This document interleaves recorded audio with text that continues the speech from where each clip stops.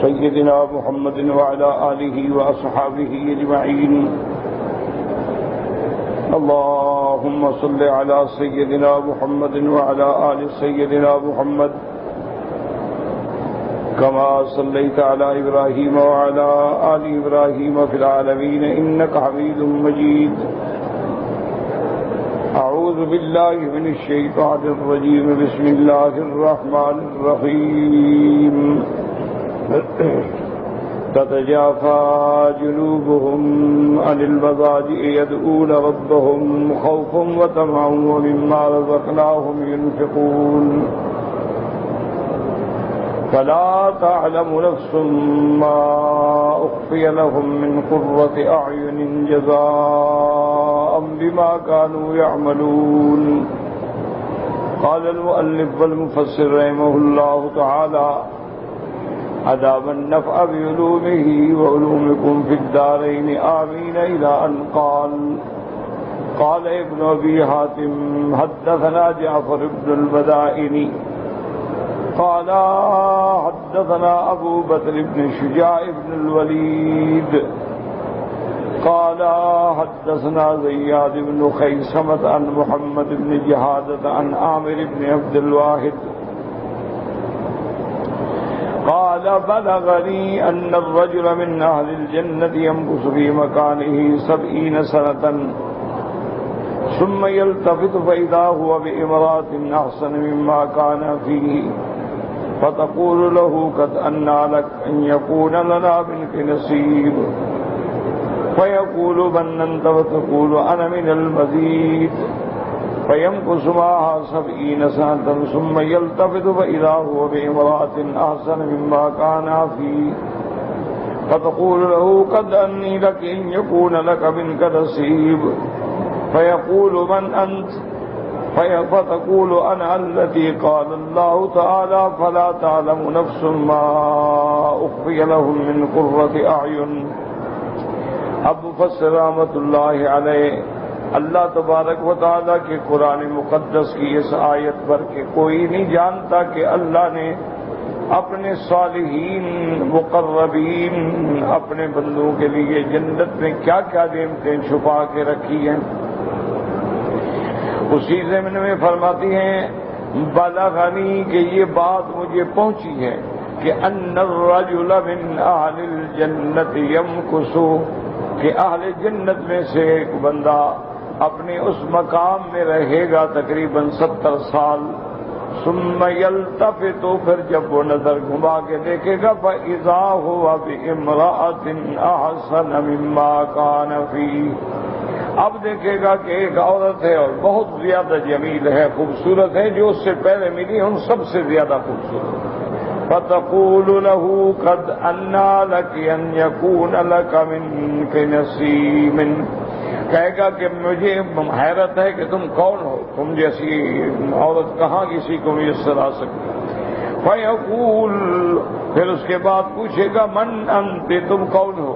فتقول وہ عورت کہے گی: انا من المزید میں وہ ہوں جو اللہ نے وعدہ کیا تھا کہ آپ کو بدلہ بھی دیں گے اور بدلے کے علاوہ زیادہ بھی عطا فرمائیں گے، تو جو زیادہ نعمتوں کا وعدہ ہے ان میں سے میں ہوں.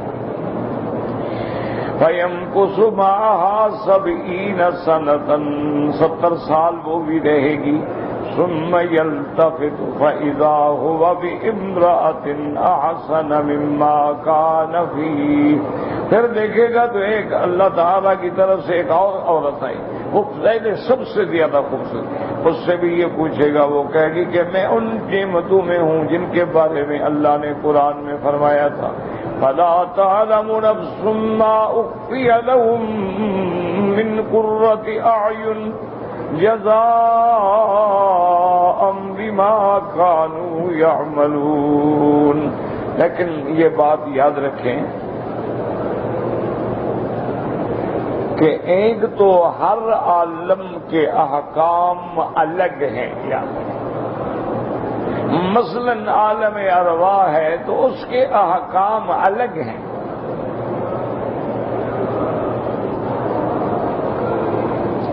کیونکہ لطیف چیز ہے روح جس کو اللہ کے سوا کوئی نہیں جانتا.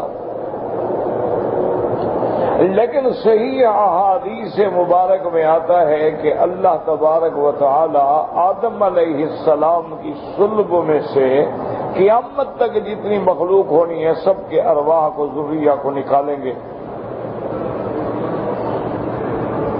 اور پھر ان سب سے وہ وعدہ توحید کا اقرار لیں گے کہ الست بربکم قالوا بلا، کہ کیا میں تمہارا رب نہیں ہوں؟ سب کہیں گے ہاں آپ ہی ہمارے رب۔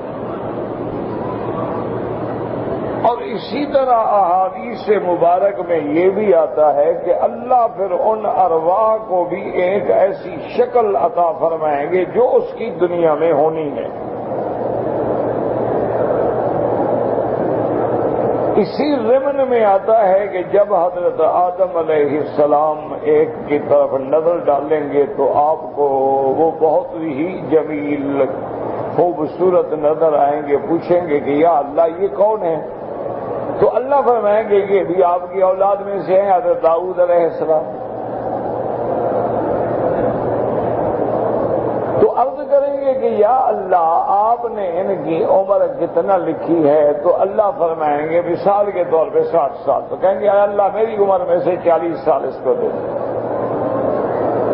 تو فرمایا ٹھیک۔ تو بہرحال میرے کہنے کا مقصد یہ تھا کہ عالم ارواح ایک الگ عالم ہے۔ جتنا ہمیں صحیح روایات میں بات مل سکے ٹھیک ہے، نہ مل سکے ہم اس کے بارے میں بحث ہی نہیں کر سکتے۔ اب عالم ارواح کے بعد ایک ہے عالم دنیا جس میں آپ موجود ہیں۔ یہ عالم دنیا ہی دراصل دار الابتلاء والاختبار والامتحان ہے کہ اللہ نے یہ عالم بنایا اس لیے ہے لنبلوکم، تاکہ تمہارا امتحان۔ اب جن کے مقدر میں ہے وہ پاس ہو جائیں گے اور جن کے مقدر میں ہے وہ فیل ہو جائیں گے۔ جن کے مقدر میں ہے وہ پوری مخلوق میں ٹاپ کریں گے اور کوئی فرسٹ ڈویژن آئیں گے، کوئی سیکنڈ ڈویژن آئیں گے، کوئی تھرڈ ڈویژن آئیں گے، اور جن کے نصیب میں نہیں ہے وہ فیل ہو جائیں گے۔ یہ دنیا جو ہے دار الامتحان، اس میں اللہ نے آپ کو پیدا کر کے قوات عطا فرما دی ہیں، اور اللہ نے آپ کو نوع من الاختیار بھی دیا ہے کہ چاہو تو یہ رستہ اختیار کرو، تو چاہو تو یہ رستہ اختیار کرو۔ اور پھر اللہ نے یہ بھی واضح فرما دیا ہے کہ یہ صراط مستقیم ہے، یہ سیدھا راستہ، اور یہ بھی بتلا دیا ہے کہ بھی یہ طریق شیطان ہے، اس پہ چلو گے تو ہلاک ہو جاؤ۔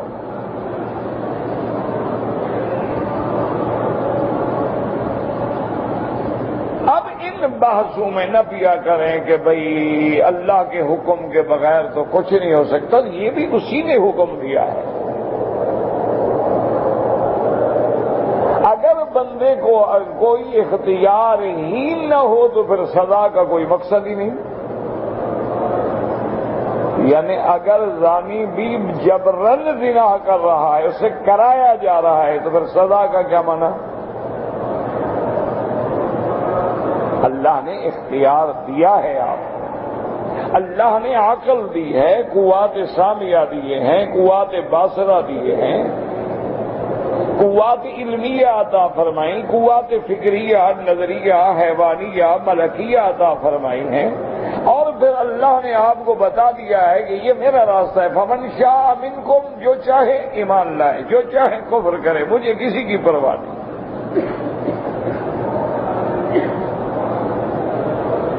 یہ بتلا دیا ہے کہ زنا جو ہے حرام ہے، نکاح حلال۔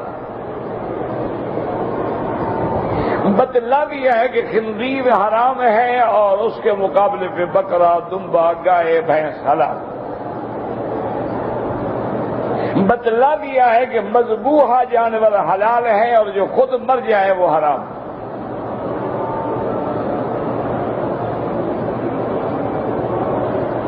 اسی طرح اللہ نے بتلا دیا ہے کہ جس جانور پہ وقت ذبح میرا نام لے کے ذبح کیا جائے وہ حلال ہے۔ اور جس پر میرا نام نہ لیا جائے، بتوں کے نام پہ ذبح کیا جائے، اصنام، اوثان، انداد، قبروں کے نام پہ ذبح کیا جائے، وہ حرام۔ تو یہ عالم دنیا۔ اس عالم کے بعد پھر ایک عالم برزخ ہے کہ ہم نے مرنے کے بعد قبر میں چلے گئے، اب عالم برزخ شروع ہو گیا۔ عالم برزخ کی جب انتہا ہوگی تو پھر عالم آخرت۔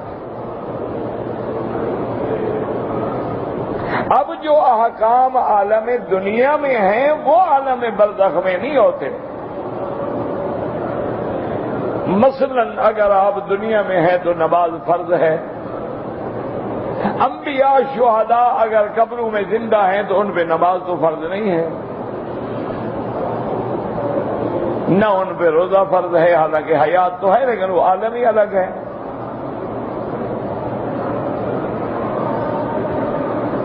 اسی لیے اگر کوئی بندہ اللہ کی رحمتوں سے آج رحمت دو عالم کی خواب میں زیارت کر لے تو صحابی تو نہیں ہو جائے گا۔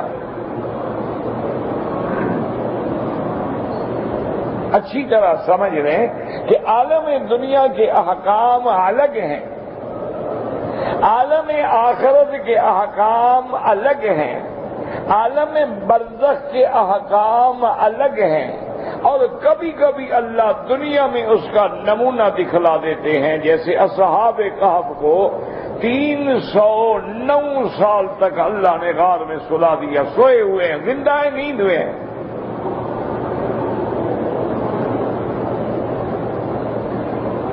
اور ایک دو نہیں، فَلَبِثُوا فِي كَهْفِهِمْ 300 سِنِينَ وَازْدَادُوا تِسْعًا، 309 سال۔ اور اللہ کا نظام دیکھیں کہ سوئے ہوئے ہیں۔ اچھا آپ اگر سو جائیں 1 مہینہ 2 مہینے سال سوتے رہیں، لیکن ناخن بڑھیں گے، بال بڑھیں گے، ہر چیز بڑھے گی۔ ان کو اللہ نے سلا دیا اور کوئی تغیر نہیں ہوا، نہ بالوں میں، نہ ناخن میں، نہ شکل میں، نہ شواہد میں۔ اور 309 سال آدمی ایک کروٹ پر بھی نہیں لیٹ سکتا، اللہ نے وہ بھی بتلا دیا کہ نقلبہم ذات الیمین و ذات الشمال۔ ہم نے ملائکہ کو حکم دے دیا تھا کبھی ان کو ادھر پلٹ دو، کبھی ان کو ادھر پلٹ دو، تاکہ ایک طرف گرم نہ ہو، پریشان نہ ہوئی۔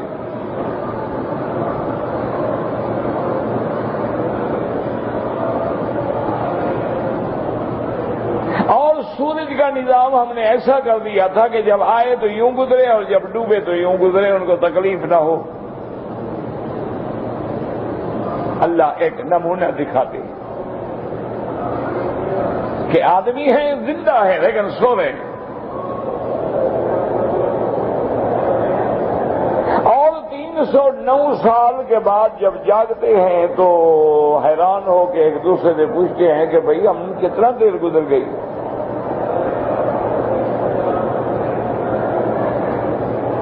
تو کہنے لگے ہو سکتا ہے 1 دن گزر گیا، کیونکہ جب ہم آئے تھے تو سورج اوپر تھا، اب سورج نیچے ہے، بھئی 1 دن گزرا۔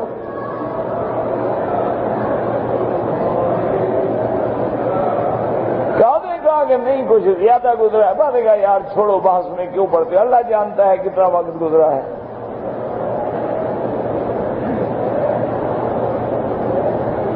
اب انہوں نے اپنے ساتھی کو حکم دیا کہ تم جاؤ چپکے سے اور شہر میں جا کے، چونکہ جب تک سوتے رہے نہ بھوک لگی نہ پیاس لگی،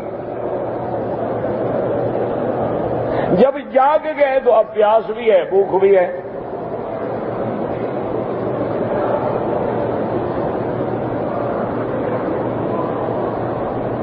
انہوں نے کہا کہ تم جا کے فَلْيَنظُرْ أَيُّهَا، تم میں سے ایک آدمی جائے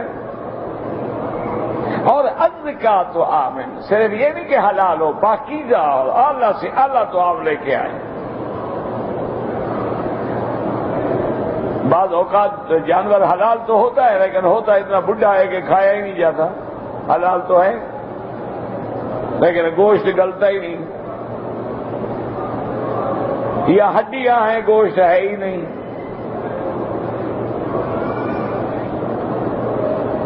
اب جب وہ بازار میں گئے اور جا کے گوشت کھانا خریدا، چیزیں خریدی، ان کو پیسے دیے، تو انہوں نے کہا یہ کہاں سے پیسے لائے ہو بھائی؟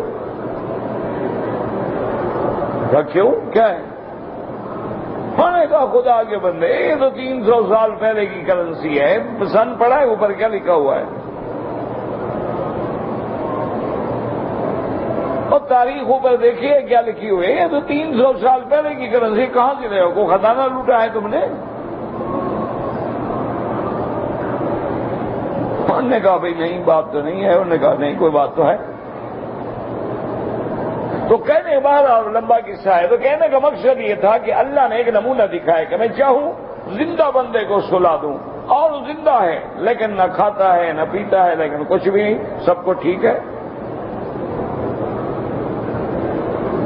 جیسے آپ دیکھتے ہیں آج کل بھی دنیا میں بعض اوقات اللہ نہ کرے، اللہ محفوظ رکھے، اور مسلمان کو چوٹ لگتی ہے آدمی کو تو کومے میں چلا جاتا ہے۔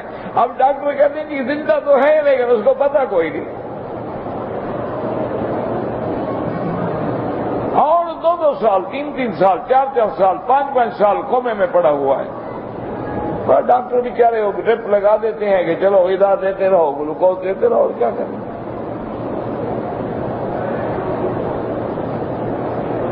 اسی طرح اللہ تبارک و تعالی، یہ تو نیند کا نمونہ تھا نا، کبھی موت کا نمونہ بھی دکھا دیتے ہیں کہ عزیر علیہ السلام پہ موت آ گئی، اور 100 سال گزر گیا، 100 سال ایک دن نہیں۔ فَأَمَاتَهُ اللَّهُ 100 عَامٍ ثُمَّ بَعَثَهُ، اللہ نے 100 سال تک کے لیے موت، اماتا موت، نیند نہیں۔ اصحاب کہف کے بارے میں موت کا لفظ نہیں۔ فَضَرَبْنَا عَلَىٰ آذَانِهِمْ فِي الْكَهْفِ سِنِينَ عَدَدًا، اللہ فرماتی ہم نے ان کے کانوں کو بند کر دیا، کوئی آواز ڈسٹرب نہ کرے۔ یہاں لفظ موت ہے۔ فَأَمَاتَهُ اللَّهُ 100 عَامٍ 100 عَامٍ ثُمَّ بَعَثَهُ، پھر اللہ نے زندہ بھی کر دیا۔ اب جب زندہ ہوئے تو اللہ نے حکم دیا فرشتے سے کہ میرے نبی سے پوچھو قال کم لبثت، کتنی دیر گزری تمہیں، کتنا وقت گزر گیا؟ قال لبثت یوما او بعض یوم، شاید پورا دن یا آدھا دن۔ قال بل لبثت 100 عام، اللہ نے فرمایا ملائکہ سے بتلاؤ کہ حضرت آپ 100 سال گزر گیا ہے آپ کے فوت ہونے کو، اور کچھ بھی نہیں بدلا، کپڑے بھی بوسیدہ نہیں ہوئے۔ کہتے ہیں نا کہ جنت میں جی کپڑے کیسے یہ تو دنیا میں ہے، اللہ نے کہا ہر شے ٹھیک ٹھاک رکھو، حتیٰ کہ جو کھانا ساتھ تھا، روٹی ساتھ تھی، اللہ نے حکم دیا اس کو بھی نہ گلنے دو، یہ بھی خراب نہ ہو، بالکل تازہ رہے۔ اللہ نے فرمایا فانظر الی طعامک وشرابک لم یتسنہ، دیکھو اپنا کھانا پینا، دیکھو اپنی چیزیں سنبھالو، اس میں کوئی تغیر نہیں ہوا۔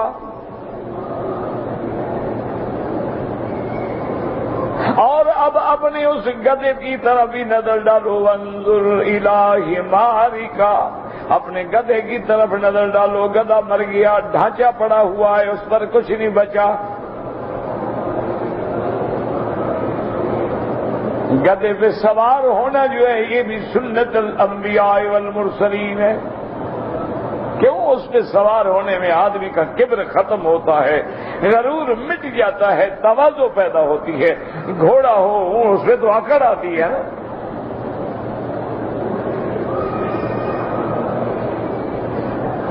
آج بھی کسی بڑے سے بڑے آدمی کو آپ کہیں کہ ماشاءاللہ وہ بڑے ترے شرے لگا کے اور ٹھیک ٹھاک گدھا پہ بیٹھے مجالے بیٹھے،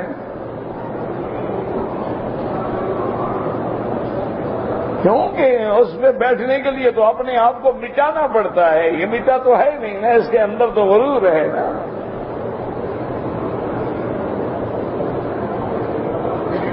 تو اب دیکھیں یہ موت ہے، لیکن موت کے بعد اللہ نے اپنے نبی کو کیسے محفوظ رکھا ہے کہ لباس محفوظ ہے، بدن محفوظ ہے، شکل محفوظ ہے، اور کوئی چیز نہ 100 سال اگر بال بڑھے وہ تو 10 میٹر بڑھ جاتے،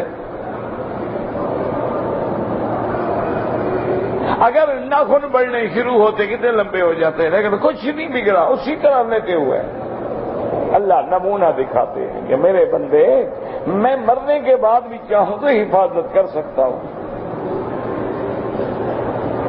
مرنے کے بعد بھی میں ایسی راحت اور آرام دے سکتا ہوں کہ ان کو پتہ ہی نہیں لگتا کہ ہم نے کتنا وقت گزارا ہے۔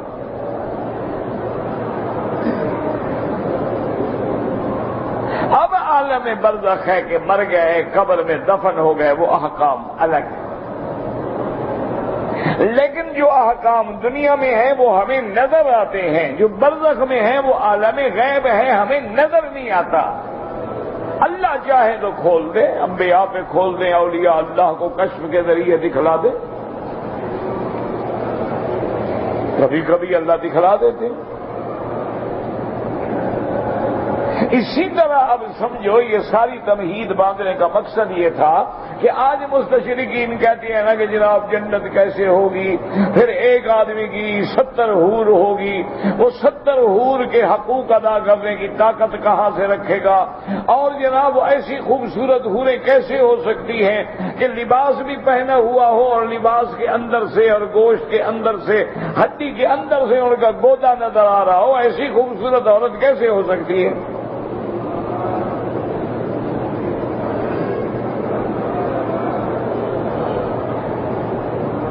اس لیے ہمیشہ یاد رکھیں کہ یہ دشمنوں کے پاس دلیل نہیں ہوتی ہے، ان کے پاس توہمات ہوتے ہیں، تخیلات ہوتے ہیں، تشکیکات ہوتے ہیں، وہ ایک صحیح العقیدہ انسان کو دھوکے میں ڈال دیتے کہ بابا ایسے کیسے ہو سکتا ہے بھلا،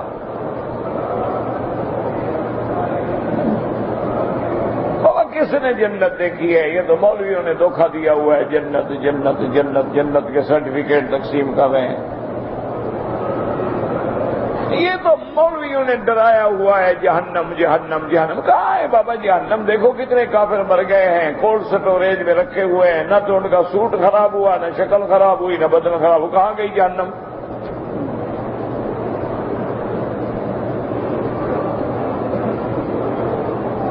اور یہ دیکھو مسلمانوں کا قبرستان ہے، 2 سال کے بعد کھولو تو ہڈیاں بھی گل گئی ہیں۔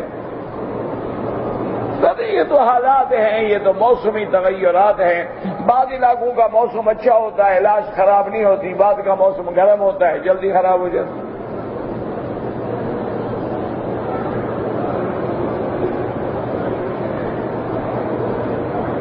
اسی لیے ان کے پاس اور کچھ نہیں ہوتا ہے، وہ تو شبہ ڈالتے ہیں، جیسے آج کل انہوں نے انٹرنیٹ پہ ایک نیا فتنہ کھڑا کیا ہے کہ قرآن جو ہے یہ تو حضور پاک نے دراصل بائبل سے دیکھ کے بائبل کی چیزوں کو لے کے بتلا دیے، کتاب لکھ دی، کہا قرآن ہے۔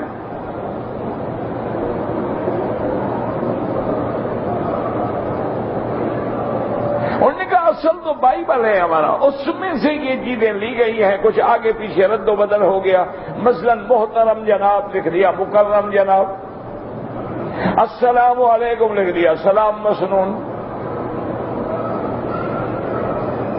آپ کا کیا حال ہے لکھ دیا آپ کیسے ہیں۔ انہوں نے کہا یہ تو بائبل ہے، لیکن جھوٹ بولتے ہوئے بھول گئے کہ بائبل کے اصل میں 2 نسخے ہیں، یاد رکھو، ایک کو کہتے ہیں عہد نامہ عتیق یعنی قدیم، اور ایک کا نام ہے عہد نامہ جدید۔ عہد نامہ قدیم جو ہے وہ تقریباً 300 سال میرے حضور پاک کی وفات کے بعد منظر پہ آیا ہے،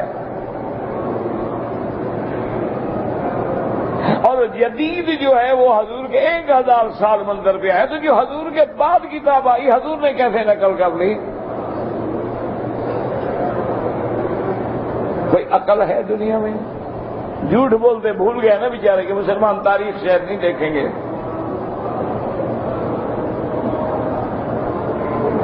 خدا کے بندو، یہ بائبل جو ہے یہ عہد نامہ عتیق ہے یا قدیم ہے یا جدید ہے، یہ تمہارے ایک حواری کا لکھا ہوا ہے، یعنی پیغمبر کے ایک صحابی کا لکھا ہوا ہے، اور تو کوئی دلیل ہے نہیں تمہارے پاس کہ اللہ نے بھیجا۔ چلو ہم مان لیتے ہیں اللہ نے بھیجا ہے، لیکن سوال یہ پیدا ہوتا ہے کہ جب وہ حضور کے 1000 سال بعد ایک کتاب دنیا میں آئی ہے، حضور نے کیسے پڑھ کے نقل کر لی؟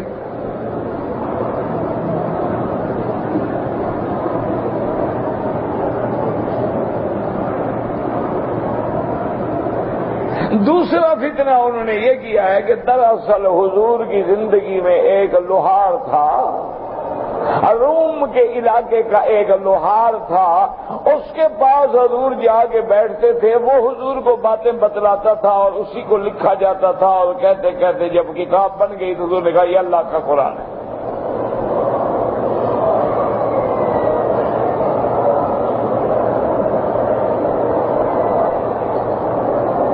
یہ تو اس رومی لڑکا لوہار جو تھا اس کی بتائی ہوئی باتیں ہیں، قرآن تھوڑا ہے۔ اچھا یہ بات بھول گیا بیچارے جھوٹ بولتے ہوئے، جھوٹا تو جھوٹا ہوتا ہے نا۔ اور جس لوہار کا تم نام لے رہے ہو اس کی تو رومن زبان تھی، وہ تو عربی جانتا نہیں تھا، عربی کیسے حضور کو لکھوا دی؟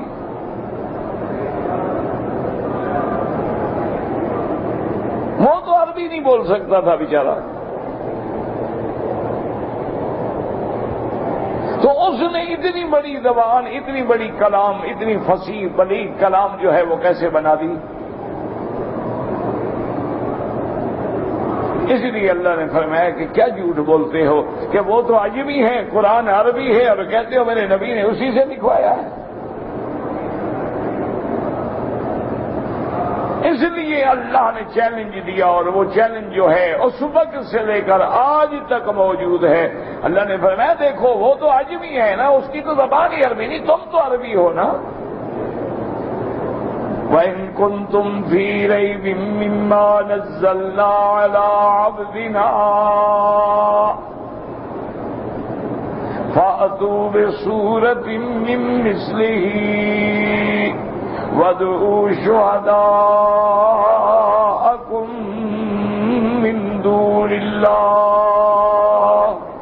اللہ نے فرمایا میرا مدنی آپ ان کو چیلنج کریں کہ اگر تم کو شک ہے کہ یہ قرآن اللہ نے نہیں اتارا ہے، اللہ کے نبی نے خود لکھا ہے، خود بنایا ہے، لکھوایا ہے، کس سے کہانیاں جمع کر کے اس کو قرآن کہلایا ہے، تم بھی تو عرب ہو، تم بھی تو قرآن کے مقابلے میں ایک سورت بنا کے تو لے آؤ۔ اور صرف تم نہیں، وَادْعُوا شُهَدَاءَكُمْ، اور تم اپنے حاضر، تم اپنے مددگار اللہ کے سوا جتنی مخلوق ہے سب کو جمع کر کے کہو قرآن کا مقابلہ کریں اگر تم دعوے میں سچے ہو۔ اللہ نے فرمایا میرا محبوب ہم آپ کو پہلے بتلا دیتے ہیں، إِن لَّمْ تَفْعَلُوا وَلَن تفعلوا، یہ نہ کر سکے ہیں نہ قیامت تک قرآن کا مقابلہ کر سکیں گے، کیونکہ قرآن خالق کی کلام ہے، مخلوق کی کلام اپنے خالق کی کلام کا کیسے مقابلہ کر سکتی ہے؟ اسی طرح ایک جھوٹا نبی پیدا ہوا تھا حضور کے زمانے میں، اس کا نام تھا مسیلمہ، یمامہ کے علاقے کا تھا، بنو حنیف قبیلے کا تھا، اور بڑی جمعیت اس کے ساتھ تھی، یعنی اس کے لڑاکا فوج جو ہے وہ 70,000 تھی، اس دور میں 70,000 بڑی فوج ہوتی تھی، آج کل تو خیر لاکھوں کی بھی کوئی شمار نہیں ہے۔ اس نے حضور کے زمانے میں دعویٰ کیا تھا نبوت کا کہ میں بھی نبی ہوں۔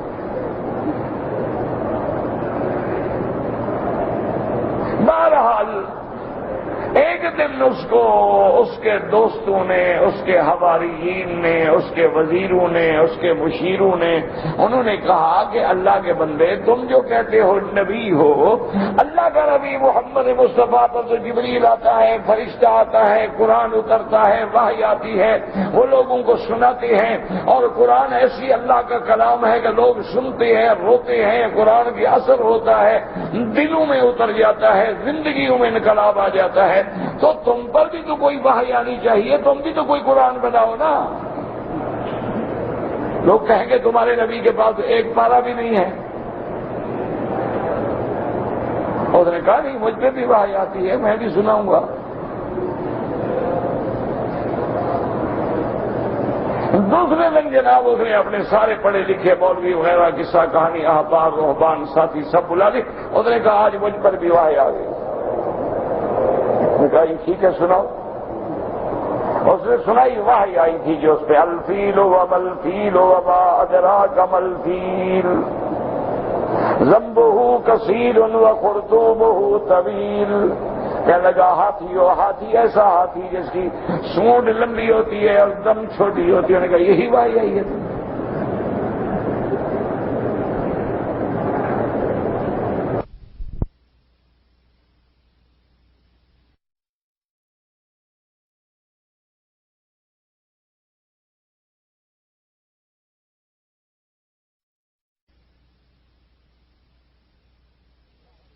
یہ کہیں باہر نہ پڑھ لینا، باہر پڑھو گے لوگ جوتے مار مار کے گنجا کر دیں گے۔ تم نے علم تر کیف فعل ربک باصحاب الفیل سن کے وہاں سے قرآن بنا لیا، الفیل وما الفیل وما ادراک ما الفیل۔ لگا اچھا یہ ٹھیک نہیں ہے، جو پھر اور بنائیں گے۔ لیکن بنانا الگ بات ہے، آنا الگ بات ہے۔ اسی طرح پر اور بھی بڑے بڑے اسود انسی پیدا ہوا۔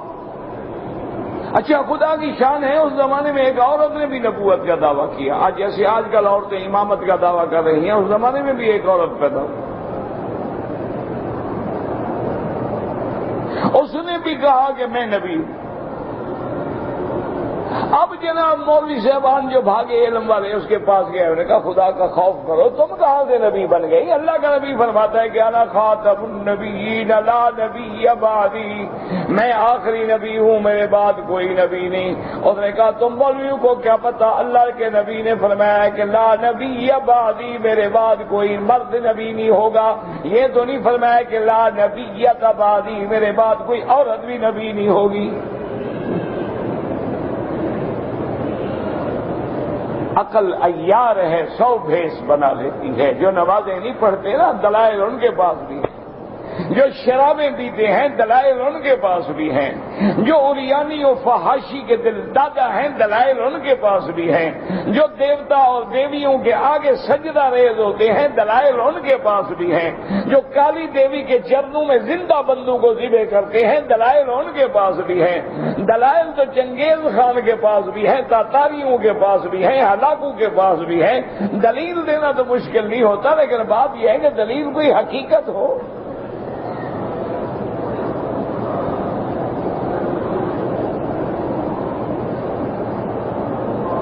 اس لیے ہمیشہ یاد رکھا کریں، اللہ سے دعا کیا کریں کہ اللہ ہمیں ہدایت پہ رکھے۔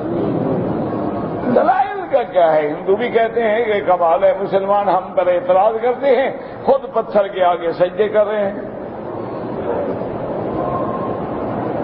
خود پتھروں کو چوم رہے ہیں اور ہمیں منع کرتے ہیں۔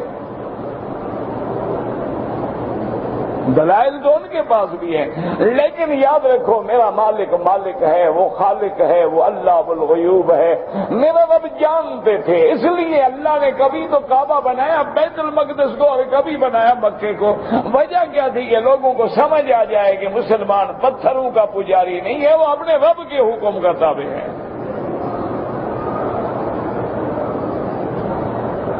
کہ اگر اللہ کا حکم ہے کہ ادھر سجدہ کرنا ہے وہ ادھر کرے گا۔ اللہ نے فرمایا فولی وجہ کا، میرا مدنی اب چھوڑ دو اس کو، ادھر رخ کرو۔ اللہ کے نبی نے ادھر رخ کر دی، تو ہم تو اللہ کے حکم کے پابند ہیں۔ اگر ہم پتھروں کے پابند ہوتے تو کہتے کہ اس کو کیوں چھوڑیں؟ یا کم از کم بعد میں کوئی مسلمان تو ادھر نماز پڑھتا نا۔ کہ جی قبلہ اول ہے، چلو 5 نمازیں ہیں، 4 ادھر پڑھتے ہیں 1 ادھر پڑھ لیں گے، نہیں، اللہ نے حکم دے دیا، ختم، فول وجہ کا شطر المسجد الحرام۔ اگر ہم پتھروں کے پجاری ہوتے تو کعبے سے اونچی بلڈنگیں بنا کے نماز نہ پڑھتے کہ کعبہ نیچے ہم تو اوپر کھڑے ہیں۔ اگر ہم پتھروں کے پجاری ہوتے تو انڈر گراؤنڈ جا کے نماز نہ پڑھتے کہ کعبے سے تو ہم نیچے چلے گئے ہیں۔ اگر ہم پتھروں کے پجاری ہوتے تو اللہ کے نبی حضرت ابو بکر اور حضرت عمر حجر اسود کے سامنے کھڑے ہو کے اعلان نہ کرتے کہ تم ایک پتھر ہو، بس کوئی نفع نقصان تمہارے ہاتھ میں نہیں ہے۔ اچھا، جب حجر اسود چوری ہو گیا، چوری ہو کے لوگ لے گئے یمن کے علاقے میں، جا کے پتھر کو پہاڑوں کے پتھروں میں چھپا دیا، تو یہاں حجر اسود نہیں تھا، مسلمان پھر بھی طواف کرتے تھے۔ اگر ہم حجر اسود کے پجاری ہوتے، ہم کہتے حجر اسود چوری ہو گیا، اب ہم کیسے طواف کریں؟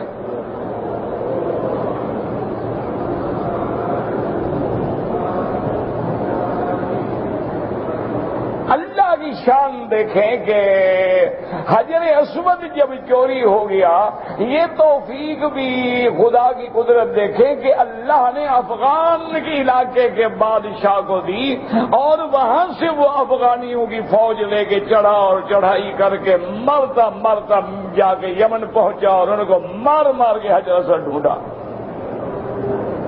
مکے میں پہنچا کے پھر واپس گیا۔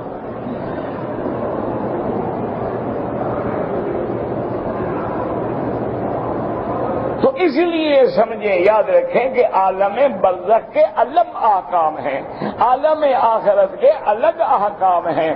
اب عالم دنیا میں ہم کھاتے ہیں تو ہمیں پیشاب کی ضرورت ہے، ہمیں بول و براز کی اخراج کی ضرورت ہے، ہمارا فضلہ بنتا ہے اس کے نکلنے کی ضرورت ہے، ہمیں ناک سے پانی بہتا ہے اس کے نکالنے کی ضرورت ہے، ہمیں منہ سے بلغم آتا ہے اس کو صاف کرنے کی ضرورت ہے، ہمیں پسینہ آتا ہے اس کی بدبو دور کرنے کے لیے نہانے کی ضرورت ہے۔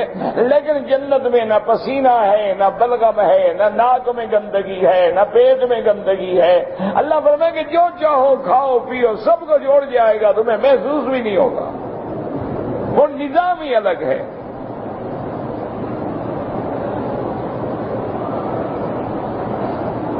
وہاں اللہ نے نظام ہی الگ بنایا ہے، لہذا یہ اعتراض کرنا جی حوریں ہوں گی اور اتنی ہوں گی اور نکاح ہوگا اور مومن ان کے ساتھ وہاں بھی خوش فیلیاں کریں گے، وہ تو ایک عالم ہے، وہ تو ہمیشہ کے لیے بقا کی زندگی ہے۔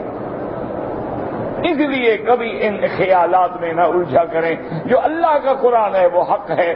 اللہ نے فرمایا جنت ہے حق ہے، جہنم ہے حق ہے، سب سے بڑا گواہ خدا ہے اور اس کے بعد میرا محمد مصطفیٰ۔ ہاں، جن لوگوں کے دماغ میں نہ خدا ہے نہ محمد مصطفیٰ ہے تو ہمارا مذہب بھی، دین بھی اور راہ بھی ان سے جدا ہے، ہمیں ان سے کوئی جھگڑا ہی نہیں ہے۔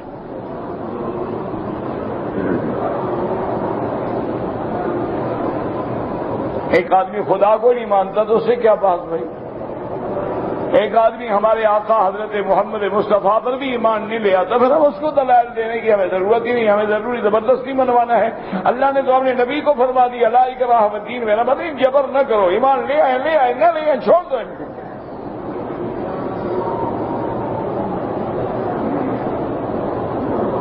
اللہ تبارک و تعالی نے فرما دیا کہ میرا مدنی آپ کیا یہ ایمان نہ لے آئے، آپ اپنی جان دے دیں گے، بالکل چھوڑ دیں ان کو۔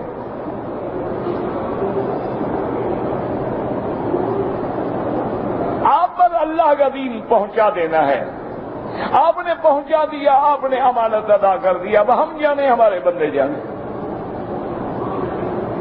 ان الینا ایابہم ثم ان الینا حسابہم، ان سب نے پھر میری دربار میں آنا ہے، ہم خود حساب لے لیں گے، آپ چھوڑیں گے۔ تو اس لیے اب جنت میں عورت کا ملنا یہ کوئی مشکل بات نہیں۔ جیسے اشکال پیدا کر دیتے ہیں اچھا جی مردوں کو تو عورتیں ملیں گی، عورتوں کو کیا ملے گا؟ یہ بالکل حدیث میں ہے، عورتوں کو بھی اللہ نے ایک مردوں کے ساتھ شادی کرا دیں گے۔ اور دوسری بات یہ اللہ کا قرآن ہے کہ جنت میں جو چیز کی تمنا کرو گے ملے گی، عورت خاوند کی تمنا کرے گی اللہ اس کو بھی دیں گے۔ تو یہ تو اس کی تمنا پہ ہے نا، وَلَكُمْ فِيهَا مَا تَشْتَهِي أَنفُسُكُمْ۔ باقی وہ نعمتیں ایسی ہیں کہ ہم ان کے بارے میں ادراک بھی نہیں کر سکتے ہیں، کیونکہ وہ عالم بقا ہے، یہ عالم فنا ہے۔ عالم فنا کی نعمتیں الگ ہیں، عالم بقا کی نعمتیں الگ ہیں۔ وقال ابن لهيعة حدثني عطاء بن دينار سعيد بن جبير قال تدخل عليهم الملائكة في مقدار كل يوم من أيام الدنيا 3 مرات ما هم التحف من اللہ من جنات عدن ما لیس فی جناتہم۔ اب اس روایت میں آتا ہے سعید بن جبیر فرماتی ہیں کہ فرشتے دن میں 3 دفعہ مومنوں کے گھر میں حاضر ہوں گے اور ان کے لیے ایسے ایسے تحائف لے آئیں گے جو ان کے علاقے میں، ان کے گھروں میں، ان کی جنات میں نہیں ہوں گے۔ وذالک قوله تعالی فلا تعلم نفس ما اخفي لهم من قرة اعين يقولون الله عنهم راض، اور وہ ملائکہ کے سلام کریں گے اور خبر دیں گے کہ اللہ آپ سے راضی ہیں۔ وروائے ابن جریر حدثنا صالح مصطفی قال حدثنا ولید بن مسلم عن صفوان بن عمرو بن اليمان الحوزني او غیره قال الجنة 100 درجة، کہ جنت کا 100 درجہ ہے۔ اولها درجة فضة وارضها فضة، پہلا جو طبقہ ہے اس کی زمین بھی چاندی سے ہے۔ بیچارے کا ذہنی توازن ٹھیک نہیں، کچھ نہیں کہا۔ ہر مسلمان کی اولادوں پہ، بچوں پہ رحم نہ، ذہن ہے بیچارے کا، پھر بھی قرآن کی محبت کھینچ لائی نا اس کو۔ آپ نے فرمایا کہ اول ہوا درجۃ فضۃ وارضها فضۃ وساکنها فضۃ وآنیتها فضہ، پہلا جو مرتبہ ہوگا، طبقہ ہوگا، اس کی سیڑھیاں بھی جنت کی، گھر بھی جنت کا، زمین بھی چاندی کی، اور مکان بھی چاندی کے، برتن بھی چاندی کے، وترابها المسک، اور اس کی مٹی جو ہے وہ مسک ہوگی، مشک ہوگی۔ والثانیۃ ذهب وارضها ذهب وساکنها ذهب وآنیتها ذهب وترابها المسک، والثالثة اللؤلؤ وارضها اللؤلؤ وساکنها اللؤلؤ وآنیتها اللؤلؤ وترابها المسك و97 بعد ذلك، اور دوسری طبقہ جو ہے جنت کا وہ سونے کا ہوگا، گھر بھی سونے کے، مکان بھی سونے کے، اور زمین بھی سونے کی، لیکن اس کی مٹی جو ہے وہ مسک ہوگی۔ اور تیسرا طبقہ جو ہے وہ موتیوں کا ہوگا، گھر بھی موتیوں کے، زمین بھی موتیوں کی، اور مٹی جو ہے، لیکن بعد میں جو 97 درجتن، اور 97 درجے جو باقی ہیں وہ کوئی نہیں جانتا۔ فلا تعلم نفس ما اخفي لهم من قرة اعين جزاء بما كانوا يعملون۔ ولا ثم تلا هذه الآية وقال ابن جرير حدثني يعقوب بن ابراهيم قال حدثنا موسى بن سليمان الحكم بن أبان عن الغتري عن جابر بن زيد عن ابن عباس عن النبي صلى الله عليه وسلم عن الروح الأمين قال يؤتى بحسنات العبد وسيئاته ينقص بعضها من بعض بكحسن واحد وسع الله له في الجنة قال فدخلت على بلداد فحدث بمثل هذا الحديث قال فقلت فأين ذهبت الحسنة قال أولئك الذين نتقبل عنهم أحسن ما عملوا ونتجاوز عن سيئاتهم قلت قولت ونسمع قال يوم سر أسره إلى الله لم يعلم الناس وأسر الله له يوم القيامة قرة أعين۔ اب فرماتی ہیں کہ حضور پاک نے حضرت جبریل علیہ السلام سے روایت کی کہ یؤتی بحسنات العبد، اللہ کے بندے کی قیامت میں غلطیاں بھی، نیکیاں بھی، گناہ بھی پیش کیے جائیں گے۔ اگر ایک نیکی بھی زیادہ ہو گئی اللہ اس کی جنت کے درجات بڑھا دیں گے۔ میں نے اس سے پوچھا کہ اگر ایک سیئہ، اللہ نے فرمایا، انہوں نے کہا سیئہ اللہ معاف کر دیتے ہیں، نیکیوں میں چھپا دیتے ہیں۔ اولئک الذین نتقبل عنهم احسن ما عملوا ونتجاوز عن سیئاتهم۔ میں نے کہا اللہ دوسری آیت میں فرماتے ہیں کہ کوئی نہیں جانتا کہ میں نے اپنے بندوں کے لیے جو چھپا کے رکھا ہے۔ انہوں نے کہا کہ ہاں بالکل ٹھیک ہے، العبد یعلم یعمل سرا اسره الى اللہ اللہ کے بندے جو ہیں وہ بھی چھپ چھپ کے نیکی کے کام کرتی ہیں جو اللہ کے سوا کوئی نہیں جانتا. اللہ فرمائیں گے قیامت میں میرا بندہ تو نے میرے لیے نیکیاں چھپ چھپ کے کی ہے تو میں نے بھی تیرے لیے نعمتیں چھپا کے رکھی ہیں جن کو کوئی نہیں جانتا ہے. آج میں بھی تمہیں بدلا دوں گا. اس لیے قرآن دوسری جگہ کہتا ہے کلوا واشربوا ہنیئا بما اسلفتم فی الایام الخالیہ. اللہ فرمائیں گے میرے بندے تم نے دنیا میں میرے لیے روزے رکھے, تم نے دنیا میں میرے لیے جہاد کیا, تم نے دنیا میں میرے لیے نمازیں پڑھی ہیں, سردی میں گرمی میں مشقتیں برداشت کی ہیں. آج مشقتوں کا دور ختم ہو گیا, کھاؤ پیو اور جنت میں ہمیشہ کے لیے آرام سے رہو. یاد رکھیں کہ جنت میں تکلیف نہیں ہوگی, جنت میں نمازوں کے فرائض نہیں ہوں گے, نہ رمضان کے فرائض ہوں گے. البتہ لوگ جو ہیں جن کو نماز سے اللہ نے لذت رکھی ہے وہ تلذذ کے طور پہ پڑھا کریں گے. جن کو اللہ نے قرآن سے لذت بخشی ہے وہ قرآن بھی پڑھیں گے اور قرآن بھی سنیں, لیکن اللہ کی طرف سے حکم نہیں ہوگا. یہ حکم صرف دنیا میں ہے, آخرت بدلے کی جگہ ہے, وہ دار العمل نہیں ہے. اللہم ارزقنا الفردوس الاعلی برحمتک یا ارحم الراحمین.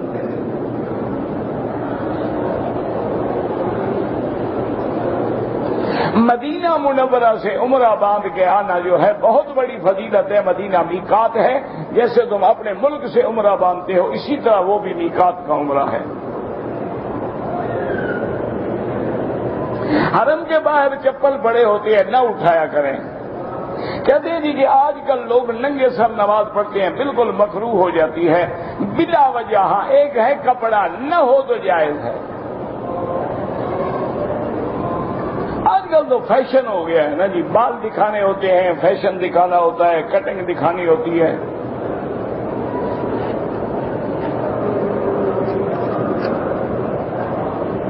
طلاق کا مسئلہ کیا ہے؟ طلاق کا مسئلہ طلاق ہے, 3 2 3 ہو جاتی ہے.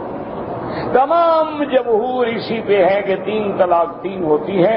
صرف بعض علماء اہل حدیث جو ہیں ان کے نزدیک ایک وقت میں 3 طلاق دو تو 1 شمار ہوتی ہے. اونٹ کی قربانی میں بھی 7 ہیں, گائے میں بھی 7 ہیں, ہر چیز میں 7 ہیں.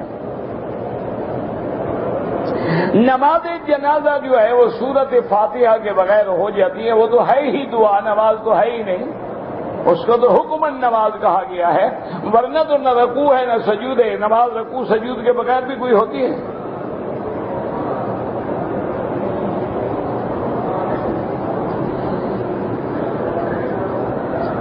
حرمین کے علاوہ مسجدیں عورتیں نماز پڑھ سکتی ہیں, بالکل پڑھ سکتی ہیں. ہر مسجد میں عورتوں کے لیے جگہ بنی ہوئی ہے.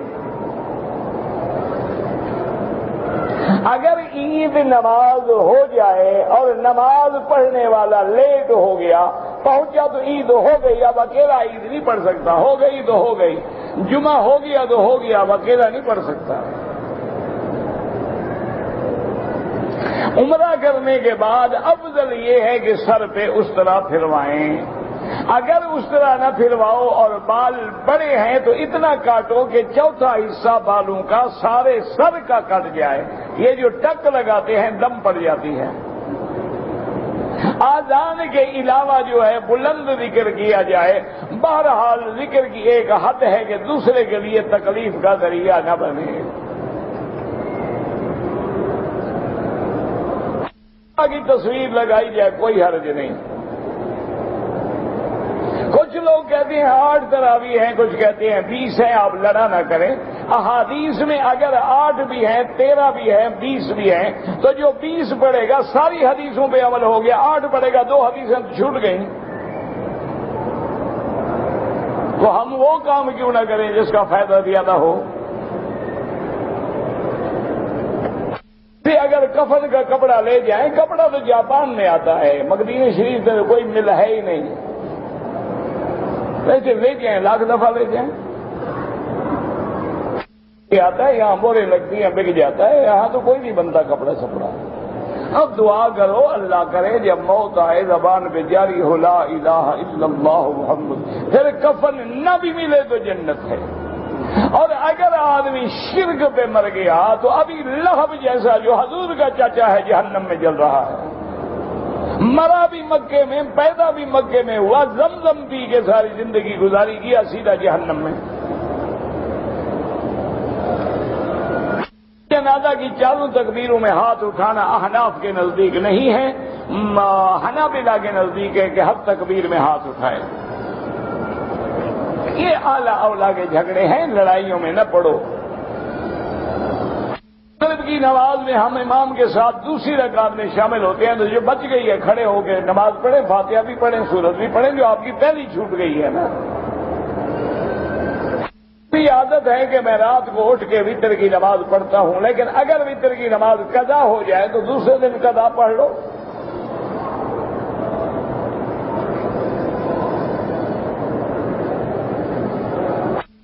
بہت ساری چیزیں ہیں جن میں کہتے ہیں کہ خنزیر کی چربی کی ملاوٹ ہوتی ہے، اس لیے ہمیشہ احتیاط کیا کریں، ایسی چیزوں سے بچیں، کیونکہ دشمن ہے ایک۔ دوسری بات یہ ہے کہ دشمنی کے علاوہ وہاں غیر ملکوں میں رواج یہ ہے، جو بچڑ خانے ہوتے ہیں نا، وہاں بڑے بڑے ڈرم پڑے ہوتے ہیں۔ اب گائے بھی ہے، خنزیر بھی ہے، بکرا بھی ہے، دمبا بھی ہے، وہ چربی کاٹتے اسی ایک ہی ڈرم میں ڈالتے جائیں گے، ہر چربی اسی میں ڈالتے جائیں گے۔ جب وہ ڈرم بھر جائے گا سیل کر کے کمپنیوں کو دے دیں گے، اس سے جا کے پھر وہ چیزیں بناتے ہیں، تو اس میں ہر قسم کی بلا ہوتی ہے۔ اس لیے مسلمان کو چاہیے کہ دیکھ لیں، اگر تو اس پہ لکھا ہے اینیمل فیٹ تو قطعاً استعمال نہ کرے، اگر لکھا ہے ویجیٹیبل فیٹ یعنی سبزیوں کی اس سے نکالا گیا تو وہ استعمال کیا کرے۔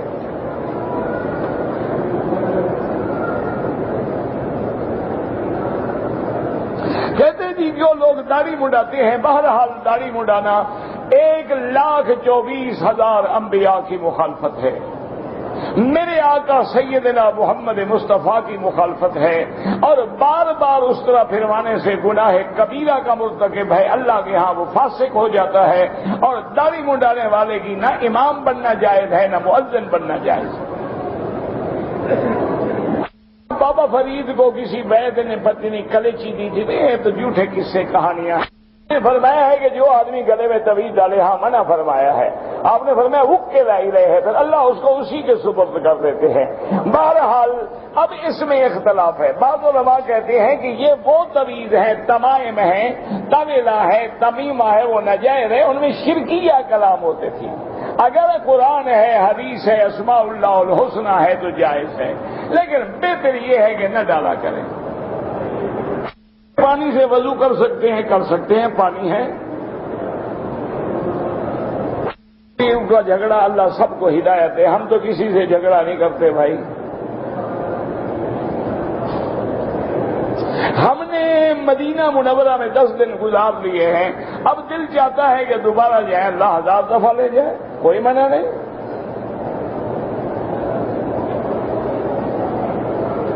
بعض لوگ نماز میں ہاتھ چھوڑ کے کھڑے ہوتے ہیں، یہ قول شاذ ہے، جمہور کے نزدیک ہاتھ باندھنا ضروری ہے۔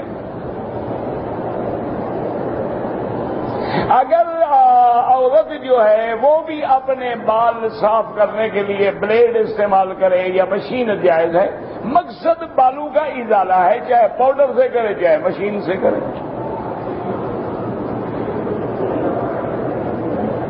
داڑھی جب رکھے تو بنا کے رکھے تاکہ کوئی داڑھی پہ اعتراض نہ کر سکے۔ ارکان اسلام میں کوئی تبدیلی کر ہی نہیں سکتا، ارکان اسلام تو قیامت سے آج دنیا حضرت نوح سے آج تک ایک ہے۔ ملتزم بے دعا طواف ختم کرنے کے بعد کرے۔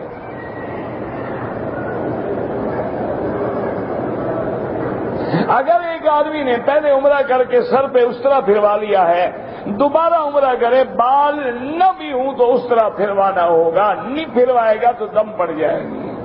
100 دفعہ عمرہ کرے، 100 دفعہ اس طرح پھروانا ہوگا۔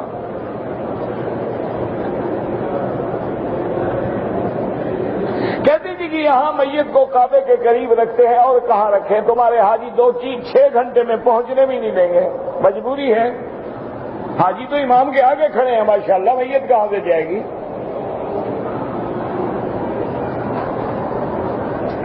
تہجد میں قرآن دیکھ کے پڑھیں، بالکل جائز ہے، نفلی عبادت ہے، کوئی مسئلہ نہیں۔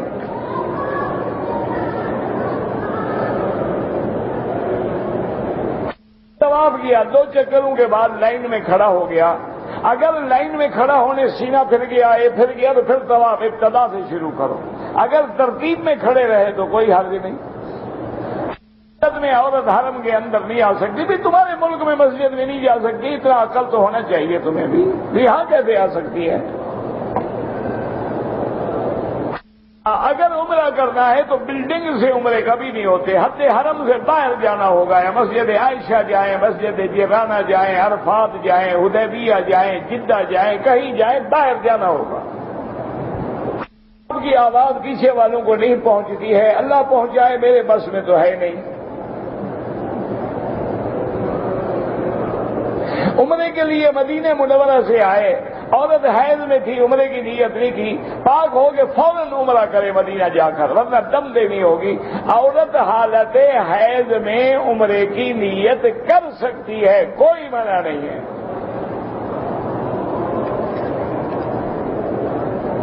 آپ کے سامنے ہمیں نہیں بیٹھنے دیتے، وہ طالبوں کا حق ہے جو کتاب پڑھتے ہیں وہ کہاں جائیں، وہ پیچھے بیٹھے تم آگے بیٹھو، اگر یہی جائز ہے تو ٹھیک ہے، کریں، بالکل کریں، ضرور کریں، عمرہ کریں، حج کریں، سب کچھ کریں۔ اگر ایک آدمی نے ابھی اپنے بال نہیں کٹوائے تھے، اپنی والدہ کے بال کاٹ دیے، کوئی حرج نہیں۔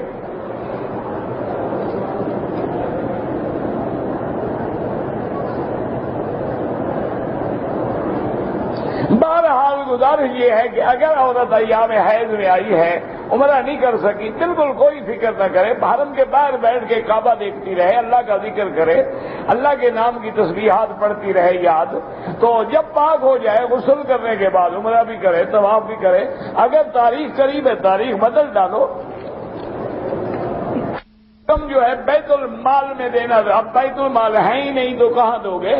اب یہ ہے کہ خود دیکھو کہ غریب کون ہے، سب سے زیادہ تیرے غریب رشتہ دار حقدار ہیں، پھر محلے کے غریب حقدار ہیں، پھر شہر کے غریب حقدار ہیں، پھر اس کے قریبی شہر والے حقدار ہیں۔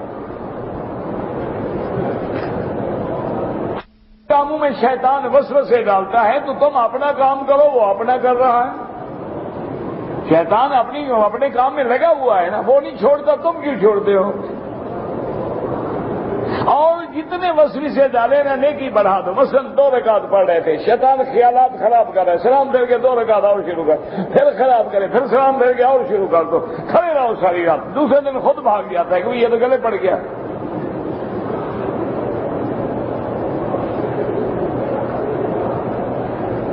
کہتے جی کہ حدود حرم میں کافر کا داخلہ ممنوع ہے، بالکل ممنوع ہے۔ تم بھی تو فوجی چھاونیوں میں کسی کو نہیں آنے دیتے ہو، اٹامک انرجی میں کسی کو نہیں آنے دیتے ہو، ناسا میں کسی کو نہیں آنے دیتے ہو، تو اللہ کے حدود کا کوئی احترام نہیں لگا سکتے ہو، خدا نہیں لگا سکتا۔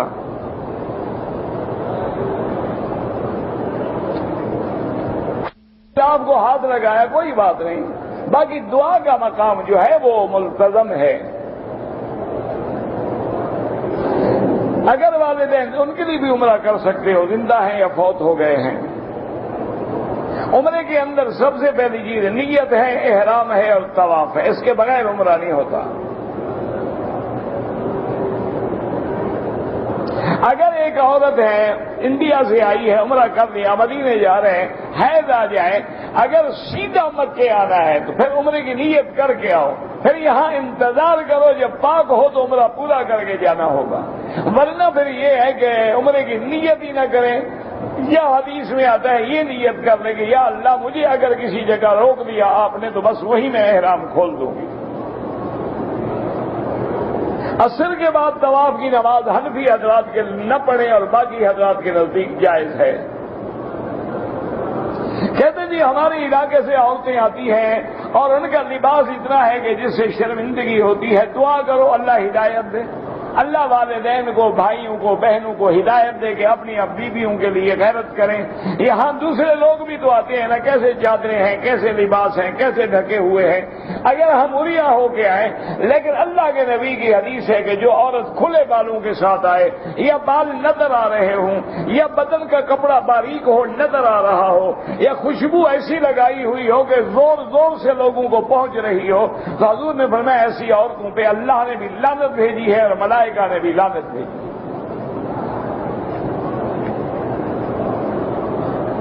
عورت کے اگر پیشانی کے بال بڑے ہو جائیں، برے لگتے ہوں تو مجبوراً کاٹ سکتی ہے، ورنہ پیچھے الٹ دے۔ اصل میں پہلے تو بال بڑا ہونا جمال تھا نا، اب بالوں کا زلال جو ہے وہ جمال ہے۔